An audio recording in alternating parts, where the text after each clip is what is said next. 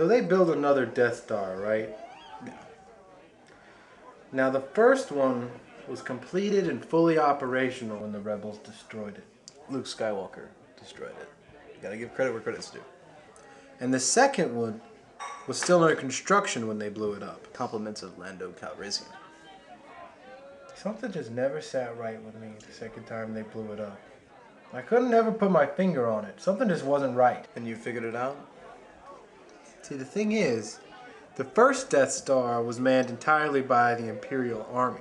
Stormtroopers, dignitaries. The only people on board were Imperials.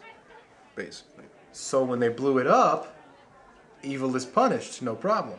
And the second time? The second time around, it wasn't even finished yet. They were still under construction. So, a construction job of that magnitude would require a hell of a lot more than the Imperial Army had to offer. I bet there were all kinds of independent contractors on board. Plumbers, aluminum siders, roofers. basically, not Imperials. Exactly. Okay. The Imperial Army would, in order to get it done quickly and quietly, they would have hired anybody who could get the job done. You think the average stormtrooper knows how to install a toilet main? No. All they know is fighting and white uniforms. Alright. Well, so what if there's a few independent contractors on the Death Star? Why are you so upset whenever it blows up?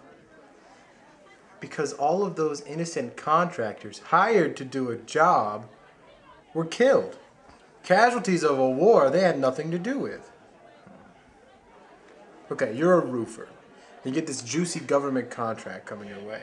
Now you got the wife and the kids, a two-story in suburbia, and this is a government contract with all kinds of benefits.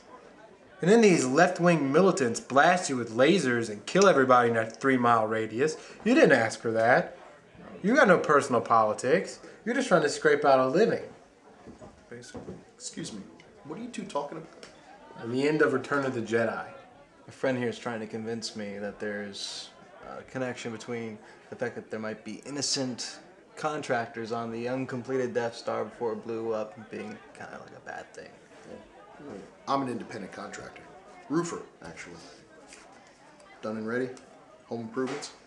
And I can tell you from personal experience, a roofer's personal politics comes heavily into play when choosing a job. Like when? 3 months ago, I got an offer. Big house, lots of property down the valley.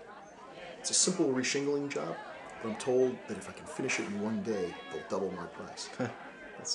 Then I find out whose house it is. Whose house was it? Dominic Bambino. Babyface Bambino? The gangster? One and the same. Huh. The price was right, but the risk was too great. So I passed it on to a friend of mine. Based on personal politics.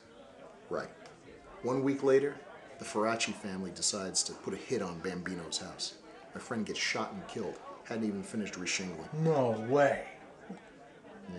I'm alive today because I knew the risks involved in taking on that particular client and passed on it. My friend wasn't so lucky.